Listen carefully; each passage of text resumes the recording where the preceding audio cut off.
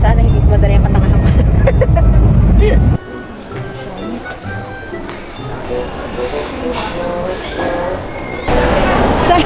Narinig ko naman.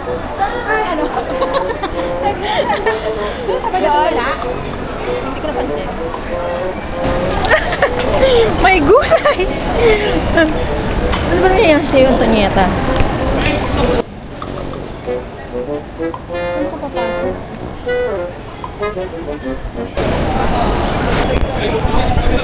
Uli na dito ka nga kayo. Ano saan kayo pupunta? Singapore po. Saan po? Ito yung itatanong.